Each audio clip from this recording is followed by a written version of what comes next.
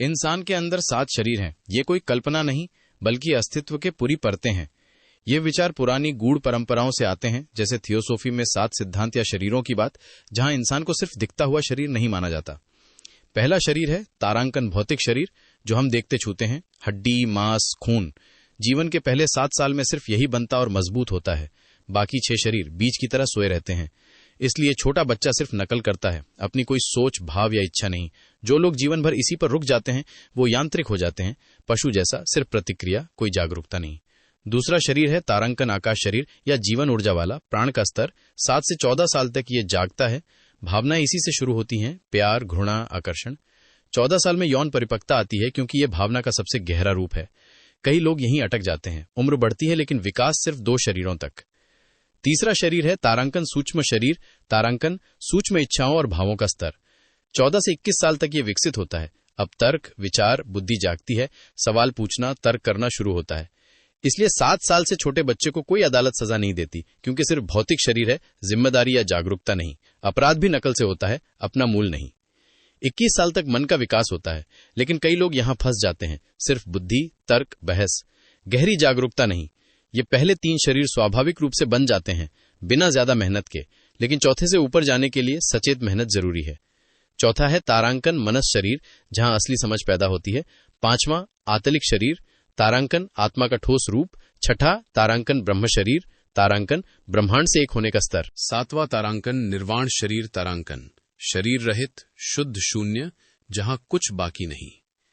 ये 7 शरीर कुंडलिनी जागरण की कुंजी हैं।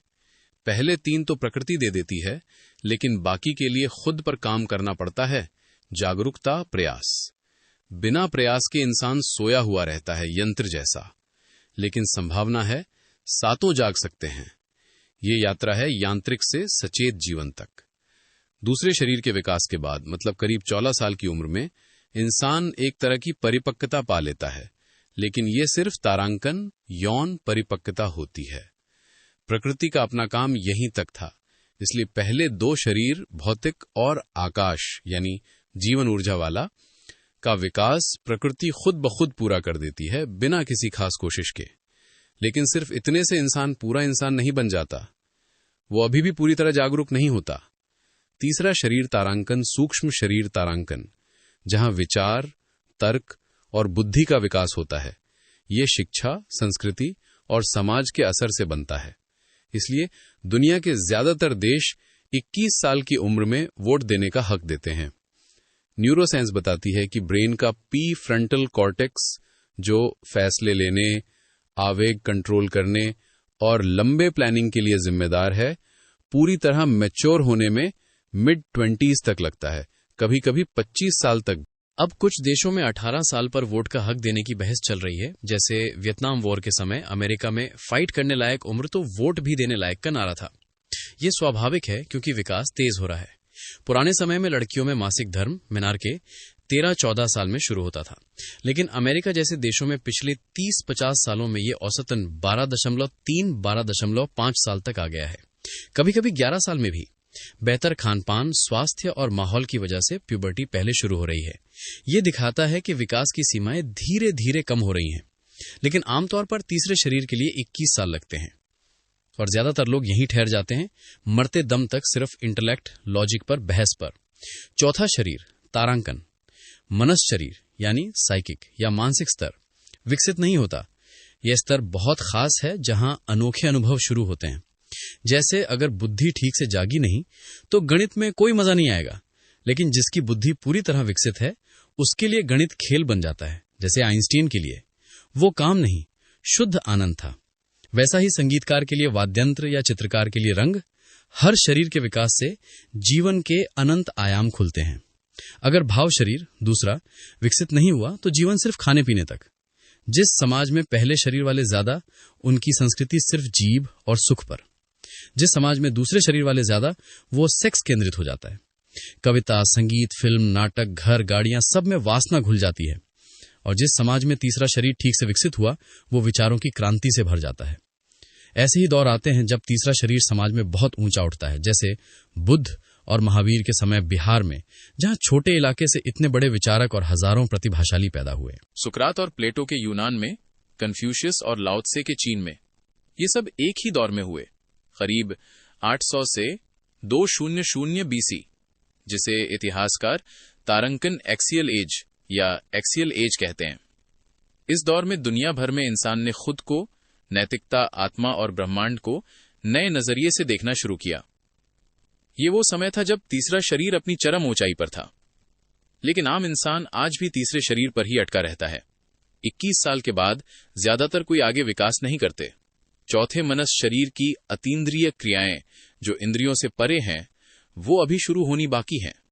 इस स्तर पर इंसान नई दुनिया देखता है, जहां सिर्फ सोच नहीं बल्कि गहरी अंतर्दृष्टि और साइकिक अनुभव आते हैं। चौथा शरीर मनस शरीर बहुत अनोखा और गहरा है। इसके अपने अलग अलग अनुभव हैं।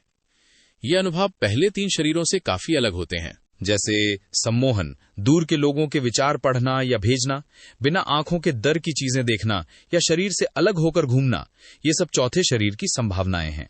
इंसान समय और जगह की बाधाओं से मुक्त हो सकता है, बिना बोले किसी के मन में बात डाल सकता है या पढ़ सकता है। ये शक्तियां बहुत बड़ी लगती हैं, लेकिन इन्हें जागृत करना बहुत जोखिम भरा है। पहला बड़ा खतरा ये कि धोखे की संभावना बहुत ज्यादा है। जितनी चीजें अंदरूनी और सूक्ष्म होती जाती हैं, उतनी ही कल्पना या गलत अनुभव बढ़ते जाते हैं। कोई कहे कि उसने शरीर छोड़कर यात्रा की, लेकिन वो सिर्फ सपना भी हो सकता है या दिमाग की कल्पना। कोई बाहर का गवाह नहीं होता, क्योंकि ये सब निजी दुनिया है। पहले 3 स्तरों पर चीजें सबके लिए साझा होती हैं। जैसे कोई चीज हाथ में हो तो सब देख सकते हैं, लेकिन अंदरूनी अनुभवों की दुनिया में कोई और नहीं घुस सकता। यहां से धोखा शुरू होता है। और सबसे खतरनाक ये कि धोखा देने वाला खुद भी बिना जाने धोखा दे सकता है। उसे पता ही नहीं चलता कि वो सच में अनुभव कर रहा है या सिर्फ कल्पना, क्योंकि कोई बाहर से जांच का तरीका नहीं बचता। इस वजह से इतिहास में ऐसे लोगों को बहुत बदनामी मिली। यूरोप के मध्य युग में हजारों महिलाओं को डायन कहकर जला दिया गया, क्योंकि वे ऐसी क्षमताएं दिखाती थीं।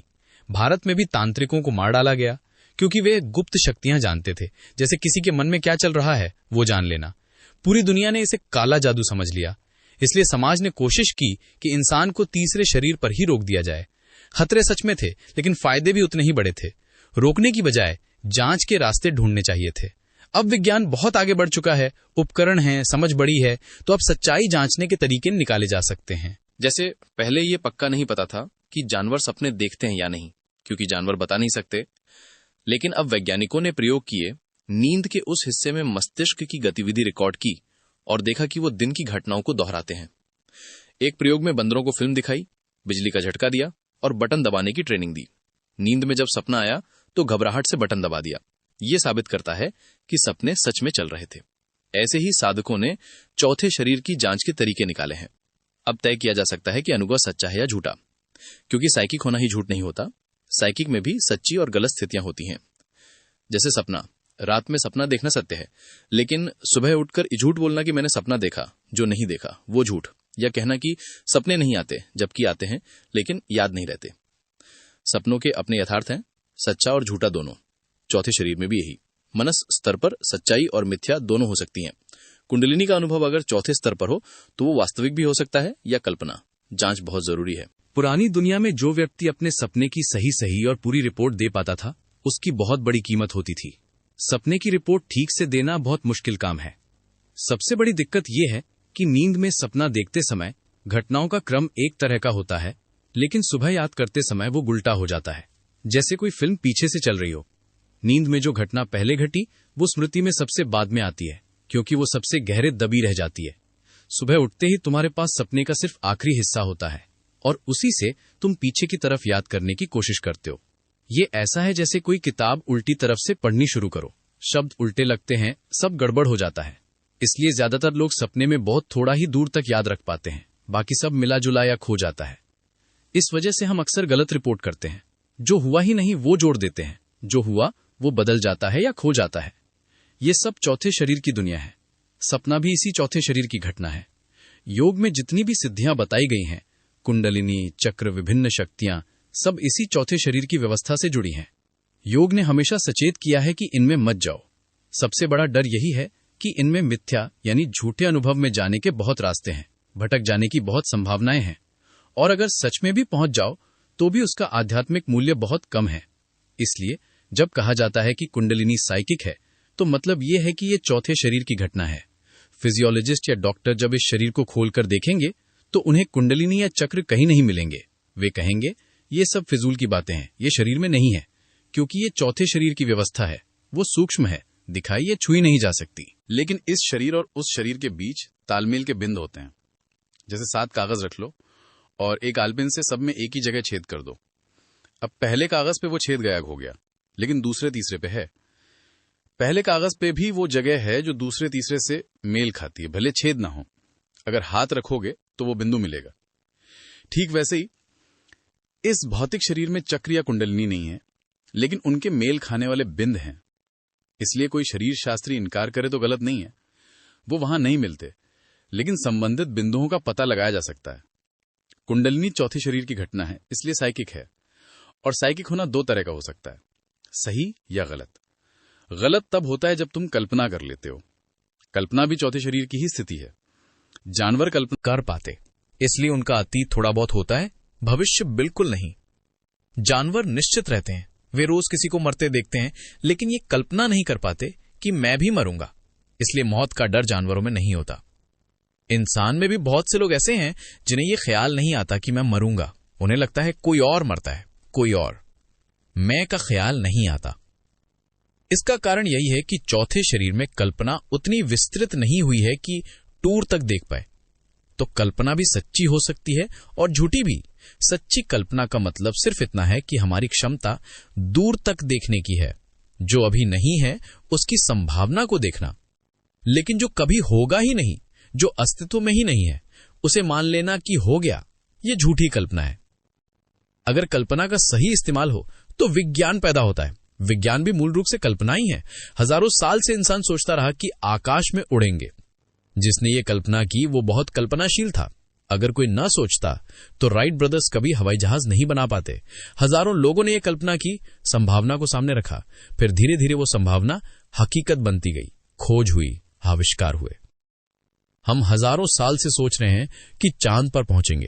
ये कल्पना थी, लेकिन सच्ची कल्पना, जो सच्चे की दिशा में थी। वैज्ञानिक कल्पना करता है, पागल भी कल्पना करता है, लेकिन दोनों एक नहीं। पागल ऐसी कल्पनाएं करता है जिनका वास्तविक दुनिया से कभी कोई मेल नहीं होता। वैज्ञानिक ऐसी कल्पना करता है जो वास्तविक दुनिया से मेल खाती है या मेल खाने की पूरी संभावना रखती है। चौथे शरीर की संभावनाओं में हमेशा डर रहता है कि कहीं हम झूठे रास्ते पर ना चले जाएं। इसलिए चौथे शरीर में जाने से पहले कोई अपेक्षा या उम्मीद लेकर नहीं जाना चाहिए, क्योंकि ये मनस शरीर है, विचारों का स्तर। जैसे अगर मुझे इस मकान से नीचे उतरना है तो सीढ़ी या लिफ्ट ढूंढनी पड़ेगी, लेकिन विचारों में उतरना हो तो कुछ नहीं करना पड़ता, बस सोचना पड़ता है, बैठे बैठे उतर जाओ। यही खतरा है। कोई भी उतर सकता है। अगर उम्मीद लेकर गया तो मन उसी उम्मीद में उतार देगा। कुंडलिनी जगानी है, मन कहेगा जाग गई। तुम कल्पना करोगे जाग रही है, जाग गई, और मन कहेगा हो गया, चक्र खुल गए।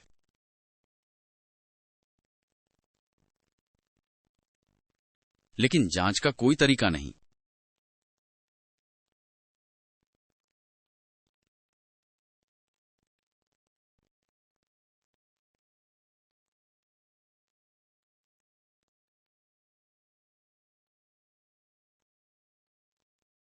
सच्ची जांच यह है कि हर चक्र के साथ तुम्हारे व्यक्तित्व में गहरा बदलाव आएगा।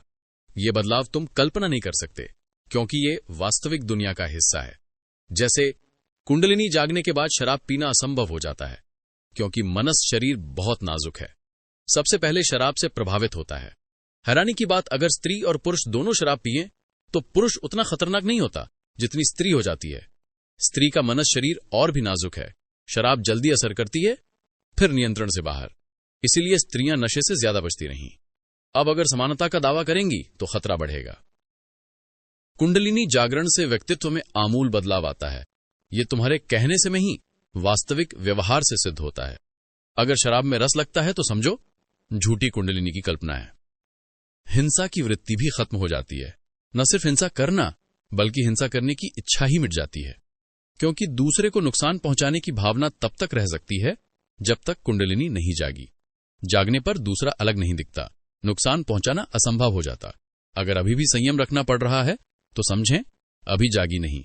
जैसे आंख खुल गई हो लेकिन लाठी से टटोल कर चल रहे हो। तो आंख खुली नहीं। चरित्र में गहरा बदलाव आता है, महात्रत सहज हो जाते हैं। ये सच्ची घटना है, साइकिक है लेकिन असली। अगर सच्ची है तो आगे बढ़ सकते हो, अगर झूठी तो आगे रुक जाओगे। चौथा शरीर मुकाम नहीं, आगे और शरीर हैं। चौथा शरीर 8 साल तक विकसित होता है, 21 7 साल, लेकिन बहुत कम लोग इसे विकसित करते हैं, इसलिए दुनिया में चमत्कार होते हैं। अगर सबका चौथा शरीर विकसित हो तो चमत्कार तुरंत बंद हो जाएंगे। जैसे 1000 साल पहले कोई सूर्य ग्रहण की तारीख बता देता तो चमत्कार लगता, अब मशीन बता देती है। सिर्फ गणित, कोई जादू नहीं। आज जो चमत्कार लिखते हैं, ताबीज, तस्वीर से राख, ये सब चौथे शरीर के लिए साधारण है, हमारे लिए बड़े, क्योंकि हमारे पास नहीं। ये ऐसा है जैसे मैं झाड़ी के ऊपर बैठा हूं, तुम नीचे। मैं देखकर बता सकता हूं कि घंटे बाद बैलगाड़ी आएगी, तुम्हें चमत्कार लगेगा, लेकिन मैं भविष्य नहीं बता रहा, वर्तमान देख रहा हूं, बस ऊंचाई से। जितना गहरा शरीर उतना चमत्कार लगेगा। चमत्कार खत्म करने हैं तो लोगों को चौथे शरीर की शिक्षा दो, जैसे तीसरे शरीर की शिक्षा से गणित सब सीखते हैं, तब चमत्कार मिटेंगे। 5वां शरीर, तारांकण, आत्मिक शरीर, तारांकण बहुत दूर की बात लगती है, क्योंकि ज्यादातर लोगों का तो चौथा शरीर भी विकसित नहीं हो पाता। इसलिए जब हम आत्मा शब्द बोलते हैं तो उसके पीछे कोई असली अनुभव नहीं होता, सिर्फ शब्द रह जाता है। जैसे दीवार कहते हैं तो हम सब जानते हैं कि वो क्या है, वो छू सकते हैं, देख सकते हैं, लेकिन आत्मा कहते हैं तो कुछ नहीं पता, क्योंकि वो हमारा अनुभव नहीं है। वो 5वां शरीर है। चौथे शरीर में अगर कुंडलिनी जाग जाए तभी 5वें में प्रवेश हो सकता है। चौथा पता नहीं तो 5वां कैसे पता चलेगा? और 5वां भी बहुत कम लोगों को अनुभव होता है। कुछ लोग 5वें शरीर पर रुक जाते हैं और कहते हैं बस यात्रा पूरी हो गई, आत्मा पाली, सब पा लिया, लेकिन यात्रा अभी बाकी है। ऐसे लोग परमात्मा को इनकार कर देते हैं। वे कहते हैं कोई ब्रह्म, कोई परमात्मा नहीं। जैसे पहले शरीर पर रुकने वाला कहता है कोई आत्मा नहीं, सिर्फ शरीर है। वो भौतिकवादी है, शरीर मर गया तो सब खत्म। 5वां आत्मिक है, लेकिन आगे 6ठा तारांकण ब्रह्म शरीर तारांकण है, ब्रह्मांडीय शरीर। जब कोई आत्मा को पूरी तरह विकसित कर ले और उसे खोने को राजी हो जाए तभी 6ठे में प्रवेश होता है। अगर दुनिया वैज्ञानिक ढंग से विकास करे तो ये 42 साल की उम्र तक सहज हो जाना चाहिए। 7वां शरीर निर्माण काया, तारांकन 49 साल की उम्र तक। वो कोई शरीर नहीं, शरीर रहित अवस्था है। वहां शून्य बाकी रह जाता है, ब्रह्म भी नहीं, सब समाप्त। बुद्ध से जब पूछा जाता था वहां क्या है, वे कहते जैसे दिया बुझ जाए। तो क्या होता है? ज्योति खो जाती है। तुम नहीं पूछते कि वह कहां गई, बस खो गई। निर्वाण का मतलब ही दिए का बुझ जाना है। 5वें शरीर तक मोक्ष की अनुभूति होती है, चारों शरीरों के बंधन टूट जाते हैं, आत्मा परम मुक्त हो जाती है। मोक्ष 5वें का अनुभव है। चौथे पे रुकने वाले को स्वर्ग नरक का अनुभव, सुख दुख की अनंत संभावना है। पहले 3 पर रुकने वाले को लगता है यही जीवन सब कुछ, जन्म मृत्यु के बीच, इसके बाद कुछ नहीं। 6ठे पे पहुंचने पर मोक्ष के पार ब्रह्म, वहां न मुक्त न बंधा, सब एक। अहम ब्रह्मास्मि इसी 6ठे की घोषणा है। फिर आखिरी छलांग 7वां, जहां न मैं है न ब्रह्म, परम शून्य, पूर्ण खालीपन। ये 7 शरीर हर 7 साल में एक एक विकसित होते हैं, इसलिए 49वें साल में पूरा होना चाहिए। औसतन 50 साल को क्रांति का बिंदु माना जाता था। पहले 25 साल में शिक्षा ऐसी कि चौथे शरीर तक पहुंच जाए, मनस शरीर विकसित हो जाए। फिर अगले 25 साल में 5वें से 7वें तक। 50 साल में वानप्रस्थ, अब समाज से मुंह फेर लो जंगल की तरफ। 75 साल में सन्यास, अब खुद से भी मुंह फेर लो, मतलब मैं भी छोड़ दो। अगर गृहस्थ जीवन में ये 7 शरीर विकसित हो जाए तो आगे का सफर बहुत सहज और आनंदपूर्ण, अगर नहीं तो बहुत कठिन, क्योंकि हर उम्र के साथ विकास की एक खास अवस्था जुड़ी है। जैसे पहले 7 साल में भौतिक शरीर स्वस्थ न बना तो जीवन भर बीमारी, ज्यादा से ज्यादा बीमार न रहे लेकिन स्वस्थ कभी नहीं, नींव कमजोर रह गई। दूसरे 7 साल में भाव शरीर ठीक न विकसित तो 25 साल के बाद सेक्स संबंधी विकृतियां सुधारना मुश्किल। 21 साल तक बुद्धि न विकसित तो बाद में बहुत कम उपाय। इसीलिए पहले 25 साल की शिक्षा इतनी सुनियोजित होनी चाहिए कि बच्चे चौथे शरीर तक पहुंच जाएं, उसके बाद आसान। चौथा वृक्ष बनाना, 5वें से फल, 7वें पर पूरे। एक और महत्वपूर्ण बात, स्त्री और पुरुष के पहले 4 शरीरों में फर्क। पुरुष का भौतिक शरीर पुरुष है, सक्रिय, आक्रामक, पॉजिटिव, लेकिन उसका दूसरा शरीर आकाश स्त्री है, निष्क्रिय, संरक्षित। स्त्री का भौतिक शरीर स्त्री है, नेगेटिव, रिजर्वी, लेकिन उसका दूसरा शरीर पुरुष है, पॉजिटिव, सक्रिय। इसलिए पुरुष बाहर से ताकतवर दिखता है लेकिन अंदर कमजोर शरीर। इसलिए क्षणिक ताकत ज्यादा लेकिन लंबे समय में स्त्री से हार जाता है। स्त्री सहन शक्ति में बहुत आगे। बीमारी में स्त्री लंबे समय तक झेल लेती है, पुरुष नहीं। बच्चे पैदा करना स्त्री कर लेती है, पुरुष नहीं झेल सकता। 9 महीने दूध पिलाना, रात भर रोना, पुरुष टूट जाता। स्त्रियां कम बीमार पड़ती हैं क्योंकि उनके पीछे पॉजिटिव शरीर है, सहने की ताकत। स्त्रियों की औसत उम्र पुरुषों से ज्यादा होती है। इसीलिए हमारे समाज में शादी के समय 4-5 साल का फासला रखा जाता है, नहीं तो दुनिया विधवाओं से भर जाएगी। लड़का 20 साल का हो तो लड़की 15 माइनस 16 साल की चुनते हैं ताकि दोनों की उम्र लगभग बराबर हो जाए। पुरुष 70 साल में मरता है तो स्त्री उसके बाद भी जीती रहती है। ये फासला इसीलिए है कि दोनों एक साथ रहें, एक साथ जाएं। जन्म के समय 196 लड़के और 100 लड़कियां पैदा होती हैं, 16 लड़के ज्यादा। लेकिन 14 साल तक पहुंचते पहुंचते ये फर्क खत्म हो जाता है। लड़के ज्यादा मर जाते हैं, लड़कियां कम, क्योंकि लड़कियों में प्रतिरोध की क्षमता ज्यादा है। वो बीमारी, कष्ट ज्यादा सहन कर लेती हैं। ये क्षमता उनके पीछे के शरीर से आती है। तीसरा शरीर, सूक्ष्म शरीर, पुरुष का फिर पुरुष का होता है। चौथा, मनस शरीर, फिर स्त्री का। स्त्री में उल्टा, तीसरा स्त्री का, चौथा पुरुष का। पहले 4 शरीरों तक स्त्री पुरुष का फर्क रहता है। 5वां शरीर से आगे आत्मिक शरीर, सेक्स से परे, वहां न स्त्री न पुरुष। इसलिए हर पुरुष के अंदर एक स्त्री शरीर है, हर स्त्री के अंदर एक पुरुष शरीर। अगर संयोग से पति स्त्री का मेल उनके भीतरी शरीरों से बैठ जाए, यानी पुरुष को ऐसी स्त्री मिले जो उसके अंदर की स्त्री से मेल खाती हो, या स्त्री को ऐसा पति जो उसके अंदर के पुरुष से मेल खाता हो, तभी विवाह सफल होता है, नहीं तो असफल। सारी दुनिया में 99 में से 99 विवाह असफल इसलिए होते हैं क्योंकि भीतरी शरीरों का मेल अभी तक पता नहीं चल पाया। हम बाहर की शक्ल, जाति, पैसा देखते हैं, लेकिन अंदर के शरीरों का पता नहीं, इसलिए असफलता तय है। अगर कोई युवक युवती विवाह से पहले कुंडलिनी तक पहुंच जाएं, तो सही साथी चुनना आसान हो जाता है। वे अपने भीतर के शरीरों को जानते हैं, इसलिए बाहर का सही मेल चुन लेते हैं। इसीलिए पुराने लोग कहते थे -25 साल तक ब्रह्मचर्य, 4 शरीर विकसित करो फिर विवाह। उसके पहले विवाह मत करो, क्योंकि किसे चुन रहे हो? एक पुरुष अपनी भीतरी स्त्री को खोज रहा है, एक स्त्री अपने भीतरी पुरुष को।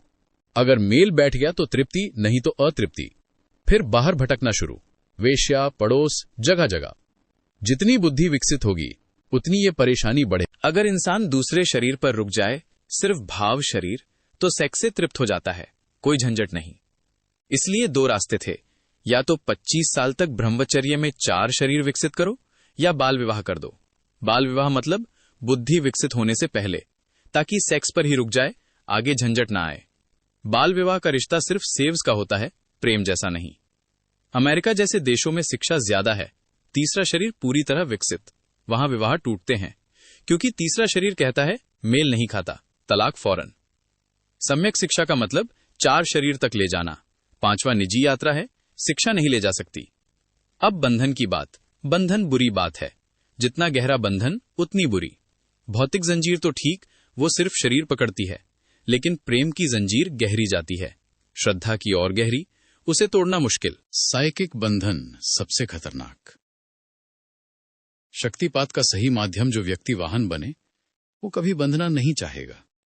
अगर बांधना चाहता है तो वो वाहन नहीं, लेकिन साधक बन सकता है। पैर पकड़ लेगा कृतज्ञता में। उस समय सजग रहना जरूरी। अनुग्रह बंधन नहीं बनाता, बल्कि खोलता है। कृतज्ञता का मतलब बात खत्म, स्वतंत्र। लेकिन हम भय से बंधते हैं। अकेले खड़े नहीं हो पाएंगे तो किसी को पकड़ लेंगे। अंधेरी गली में खुद जोर से गाना गाने लगता है, अपनी आवाज से डर कम। सारी बाइंडिंग भय से। गुरु हो कोई भी, पकड़ लो, सुरक्षा मिलेगी। लेकिन साधक के लिए गुरु का काम हाथ झटकना। घिरो तो घिरो, उठो। घिरने से डर मिटता है। मन में यह ख्याल आना स्वाभाविक है कि किसी का सहारा पकड़ लें तो सुरक्षा मिल जाएगी, लेकिन यही सहारा बंधन पैदा कर देता है। साधक को यह समझना जरूरी है कि वो सुरक्षा की तलाश में नहीं है, वो सत्य की खोज में है। सुरक्षा की तलाश छोड़नी पड़ती है। असत्य बहुत बार बड़ी जल्दी और आराम से सुरक्षा दे देता है। इसलिए जो सुरक्षा चाहता है वो असत्य को पकड़ लेता है। वो असत्य को अपना घर बना लेता है और सोचता है बस हो गया। लेकिन सत्य की यात्रा लंबी है, कठिन है। कन्वीनियंस, आराम का खोजी सत्य तक नहीं पहुंच पाता। अंधश्रद्धा इसी से पैदा होती है। और गुरु का बंधन सबसे खतरनाक है, क्योंकि वो आध्यात्मिक बंधन है। आध्यात्मिक स्वतंत्रता का मतलब है मुक्ति। आध्यात्मिक गुलामी का कोई मतलब नहीं बनता। लेकिन इस दुनिया में आध्यात्मिक गुलामी सबसे ज्यादा है। कारण ये कि चौथे शरीर का विकास नहीं होता। तीसरा शरीर बुद्धि तो बहुत विकसित हो जाता है। लोग हाई कोर्ट के जज, वाइस चांसलर बन जाते हैं। लेकिन चौथा शरीर, मनसतर, बिल्कुल नहीं विकसित होता। बुद्धि थक जाती है, तर्क से परेशान हो जाती है। फिर विश्राम में अबुद्धि पूर्ण काम करने लगती है। इसलिए आप देखते हैं हाई कोर्ट का चीफ जस्टिस किसी निपट गवार के पैर पकड़े बैठा है। पीछे 1000 गवार भी बैठ जाते हैं।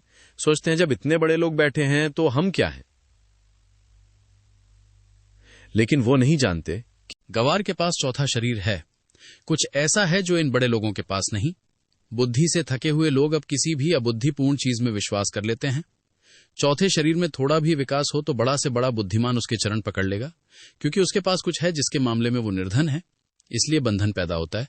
मन कहता है किसी को पकड़ लो, लेकिन पकड़ने से विकसित नहीं होगा। समझने से विकसित हो सकता है। पकड़ना समझने से बचने का तरीका है। समझने की क्या जरूरत, हम चरण पकड़े रहते हैं। तुम बैतरणी पार होगे, हम भी हो जाएंगे। समझना श्रम है, क्रांति है। समझने में पुराना छूटता है, नया बनता है। झंझट से बचने के लिए हम पकड़ लेते हैं, लेकिन सत्य तक कोई किसी के पीछे नहीं जा सकता। वो रास्ता अकेले का है। कुछ लोग बंधना चाहते हैं, कुछ बांधना चाहते हैं। जो बांधता है उसे भी अभय लगता है। 1000 अनुयायी हैं तो मैं जानता हूं, गुरु शिष्य बढ़ाने में लग जाते हैं। 1000 सन्यासी, 20,000 शिष्य। जितना विस्तार उतना विश्वास। मैं जानता हूं, नहीं तो मानते कैसे। ये मानसिक खेल है दोनों तरफ से। शिष्य बांध सकता है, गुरु बांध सकता है। आज शिष्य बनेगा, कल गुरु बनेगा, श्रृंखला चलती रहेगी। इसका गहरा कारण चौथे शरीर का विकसित ना होना है। अगर वो विकसित हो जाए तो स्वतंत्रता आ जाती है, फिर बंधन नहीं रहेगा। इसका मतलब ये नहीं कि तुम अमानवीय हो जाओगे, बल्कि संबंध असली तभी होता है जहां कोई बंधन नहीं। जहां बंधन है वहां संबंध नहीं। पति पत्नी में बंधन हो तो गुलामी है। हम कहते हैं प्रणय सूत्र में बंध रहे हैं, लेकिन प्रेम मुक्त करता है। अगर प्रेम भी बांधी तो मुक्त करने वाला क्या बचेगा। जहां बंधन है वहां नरक है। ऊपर चेहरे, भीतर गंदगी। गुरु शिष्य, बाप बेटा, मित्र, कहीं भी असल संबंध वही है जो मुक्त करे। जैन फकीरों की एक खूबसूरत बात, जब साधक सीख लेता है तो गुरु कहता है अब मेरे विरोधी के पास जाओ, वहां भी सीखो। अलग अलग आश्रमों में घूमो, हो सकता है वो ठीक हो, या दोनों से मिलकर जो बने वही ठीक हो। जब किसी देश में आध्यात्मिक प्रतिभा विकसित होती है तो ऐसा होता है। गुरु रोकता नहीं, भेजता है लंबी यात्रा पर। अगर कोई गुरु कहे मेरे पास रुको, कहीं मत जाओ, तो वो गलत है। भले उसकी बातें सही हों, लेकिन वो आदमी गलत है, क्योंकि उसने गुलामी बनाई। लेकिन जो भेज दे, जाओ खोजो, हो सकता है मैं गलत हूं, वो कभी गलत नहीं लगेगा, क्योंकि उसने मुक्ति दी। सुरक्षा की तलाश छोड़ो, असुरक्षा में ही आत्मा फैलती है। सहारा लेना एक बात, सहारे में जीना दूसरी। सहारा इसलिए मिलता है कि सहारे की जरूरत न रहे। बाप बेटे को चलना सिखाता है, हाथ पकड़ता है। बेटा सीखे तो बाप छोड़ देता है। अगर बेटा पकड़े रहे तो वो डर रहा है। गुरु का काम हाथ झटकना। गिरो तो गिरो, उठो। गिरने से डर मिटता है। शक्तिपात के नाम पर शोषण बहुत संभव है। असल में जहां दावा होता है वहां शोषण निश्चित है। कोई कहे कि मैं कुछ दूंगा तो वो लेगा भी। देना और लेना साथ चलते हैं। वो ले सकता है धन, आदर, श्रद्धा, समय, किसी भी रूप में। और जितना दावा बढ़ा उतना लेना ज्यादा, क्योंकि बिना लेने के देना नहीं चलता। ये ठीक वैसा है जैसे मछली पकड़ने वाला कांटे पर आटा लगाता है। मछली कांटा नहीं खाती, आटा खाती है। आटे की लालच में कांटा गले में चला जाता है। तब पता चलता है कि आटा तो बहाना था, कांटा असली था। दावेदार गुरु भी यही करते हैं। वो कहते हैं मैं शक्तिपात कर दूंगा, ज्ञान दिलवा दूंगा, समाधि में पहुंचा दूंगा। ये सब आटा है। पीछे कांटा है, तुम्हारी वासना, अपेक्षा, लालच। वो तुम्हारी अपेक्षा जगाते हैं। फिर तुम कहते हो महाराज दो, तब वो लेना शुरू कर देते हैं। सच्चा व्यक्ति दावा नहीं करता। अगर तुम जाकर कहो कि आपकी वजह से शक्तिपात हुआ, तो वो कहेगा मुझे क्या पता, मैं तो कुछ नहीं कर रहा, परमात्मा की कृपा से हुआ होगा, मैं कहां हूं। वो धन्यवाद भी स्वीकार नहीं करेगा। जैसे जीसस ने बीमार को ठीक किया और जब धन्यवाद मांगा तो कहा मुझे धन्यवाद मत दो, जिसने ठीक किया उसी को दो, मैं कौन हूं। ऐसा आदमी शोषण नहीं कर सकता। कांटा तो दूर, आटा भी अपना मानने को तैयार नहीं। इसलिए जहां दावा दिखे वहां सावधान। जहां कोई कहे कि मैं ऐसा कर दूंगा, वहां खतरा। वो तुम्हारी वासना को उकसा रहा है। साधक को क्या करना चाहिए? दावे से बचना, गुरु मत खोजना, पात्र बनो, अपनी तैयारी करो। जिस दिन तुम तैयार होगे, घटना घट जाएगी। माध्यम कोई भी हो सकता है, खूंटी, दरवाजा, शाखा, जो भी मिले, लेकिन कोट तुम्हारी पात्रता पहले चाहिए। खूंटी चिल्ला रही है इधर आओ, लेकिन कोट नहीं है तो खूंटी पर क्या टांगोगे? तुम खुद टंग जाओगे। कृष्ण अर्जुन से कहते हैं कि कर्म कर, फल परमात्मा पर छोड़ दे। फल की चिंता मत कर। फल की चिंता से कर्म में बाधा पड़ती है।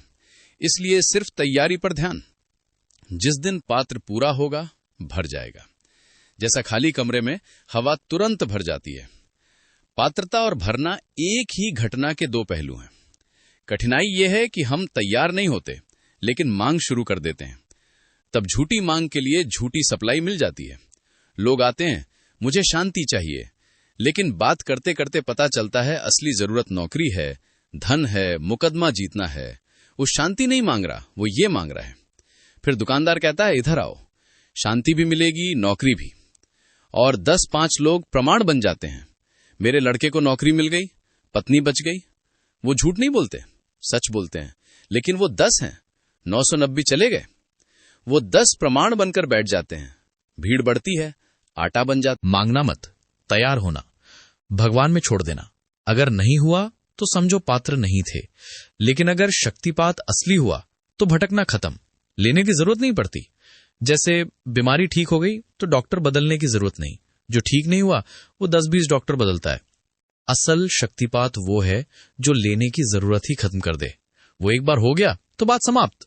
तो एक बार अगर शक्तिपात की थोड़ी सी किरण भी मिल गई तो फिर बदलने की कोई जरूरत नहीं पड़ती, वो सवाल ही खत्म हो जाता है। अगर नहीं मिली तो बदलते रहना पड़ता है, एक से दूसरे के पास जाते रहना। लेकिन अगर कभी एक से मिल गई तो फिर किसी से भी मिलती रहे, कोई फर्क नहीं पड़ता। सब माध्यम अलग हैं, स्रोत एक ही है। रोशनी सूरज से आए, दिए से आए, बल्ब से आए, फर्क क्या है? प्रकाश तो एक ही है। अगर घटना घटी है तो कोई हानि नहीं, लेकिन इसे खोजते मत फिरना। रास्ते पर चलते चलते मिल जाए तो धन्यवाद दे देना और आगे बढ़ जाना। खोजना मत। खोजोगे तो दावेदारी मिलेंगे। वो नहीं जो दे सकता है, वो मिलेगा जो कहता है देते हैं। जो दे सकता है वो उसी दिन मिलेगा जब तुम खोज नहीं रहे होते, लेकिन तैयार हो चुके होते हो। इसलिए खोजना गलत है, मांगना गलत है। होती रहे घटना। 1000 रास्तों से प्रकाश मिले तो हर्ज नहीं। सब रास्ते एक ही मूल स्रोत को प्रमाणित करते जाते हैं। वो मूल स्रोत परमात्मा है। कल कोई कह रहा था, किसी साधु ने कहा कि ज्ञान सदा पराये का होता है। फला मुनि ने फला को दिया, फिर उसने फला को। कृष्ण भी गीता में कहते हैं उससे उसको मिला, उससे उसको मिला। तो कृष्ण के पास भी अपना नहीं? मैंने कहा कृष्ण के पास अपना है। वो ये कह रहे हैं कि जो मुझे घटित हुआ वो पहले भी घटित हुआ था। वो प्रमाण है, पहले भी घटा, बताया भी गया। लेकिन बताने से नहीं घटा, घटने से बताया गया। मुझको भी घटित हुआ, अब मैं अर्जुन को बता रहा हूं। मेरे बताने से तुम्हें घटित नहीं होगा, तुम्हें घटित होगा तो तुम भी किसी को बता सकोगे। इसलिए ट्रसरों से मांगते मत फिरना, वो ट्रसरों से मिलने वाली बात नहीं। तैयारी करो, फिर बहुत जगह से मिलेगी, सब जगह से मिलेगी। जिस दिन घटना घटती है तब लगता है मैं कितना अंधा था, सब तरफ से मिल रही थी, दिखाई क्यों नहीं पड़ी। एक औंधा आदमी दिए, सूरज, बल्ब के पास से गुजरता है, लेकिन प्रकाश नहीं मिलता। आंख खुलने पर कहता है कितनी जगह से गुजरा, सब जगह प्रकाश था, मुझे दिखाई नहीं पड़ा। अब सब जगह दिखाई पड़ रहा है। जिस दिन घटना घटेगी तब तुम्हें सब तरफ वही दिखाई पड़ेगा। तब तक जहां इलक मिले वहां प्रणाम कर लेना, पी लेना, लेकिन भिखारी की तरह मांगते मत जाना। सत्य भिखारी को नहीं मिलता। मांगोगे तो दुकानदार मिल जाएगा, वो कहेगा हम देते हैं। फिर आध्यात्मिक शोषण शुरू। अपनी राह चलो, तैयार होते जाओ, जहां मिल जाए ले लेना, धन्यवाद देके आगे बढ़ जाना। जिस दिन पूरा मिलेगा तब तुम कहोगे अकव्य, सब तरफ से मिला, अंतिम धन्यवाद समस्त के लिए होगा, किसी एक के लिए नहीं। दूसरे से आए प्रभाव की सीमा होती है, वो क्षीण होता जाता है। वो सिर्फ झलक है, उस पर निर्भर मत होना। उसे अपने भीतर जगाना है, तभी स्थायी होगा। जैसे कोई पत्थर फेंका, पत्थर की ताकत नहीं, फेंकने वाले की है। पत्थर दूर जाकर गिरेगा। बीच में पत्थर सोचे मैं हवा चीर रहा हूं, लेकिन गिरेगा ही। दूसरे से आए प्रभाव की सीमा है, एक माचिस जलाई, रोशनी हुई। दो रास्ते, एक माचिस पर निर्भर होकर अंधेरे में बैठे रहो, थोड़ी देर में बुझ जाएगी, फिर अंधेरा। दूसरा, रोशनी में दरवाजा दिखा, भागकर बाहर निकल गए। अब माचिस बुझे या जले कोई फर्क नहीं, तुम सूरज के पास पहुंच गए। ये झलक इसलिए है कि तुम रास्ता देखो और भागो, माचिस पर मत रुको। अगर दूसरा कहे रुको, मैंने जलाई, तो खतरा, वो चुराई हुई माचिस है।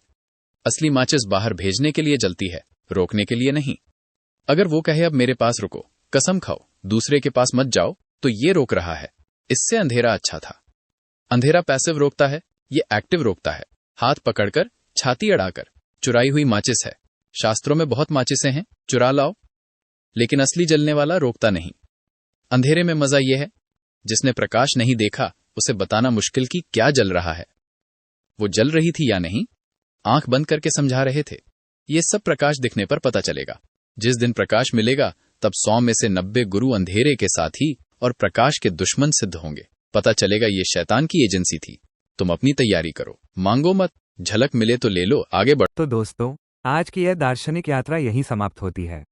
उम्मीद है कि इन विचारों ने आपके मन में कुछ नए सवाल जगाए होंगे और जीवन को देखने का नजरिया थोड़ा बदल दिया होगा। अगर आपको यह एपिसोड पसंद आया तो कृपया चैनल को सब्सक्राइब करें, लाइक करें और सबसे जरूरी, कमेंट में जरूर बताएं कि आपको आज का यह विचार कैसा लगा। और हाँ, कमेंट में यह भी लिख दीजिएगा कि अगली कौन सी किताब या कौन सा दार्शनिक विचार आप सुनना चाहते हैं, पूर्वी हो या पश्चिमी। हम कोशिश करेंगे उसे सरल भाषा में आपके सामने लाने की। आपके प्यार और सुझावों के बिना ये सफर अधूरा है। अगली कहानी नहीं, अगले विचार तक खुद का ख्याल रखें और सोचते रहें। हमारी ओर से ढेर सारा प्यार। नमस्कार।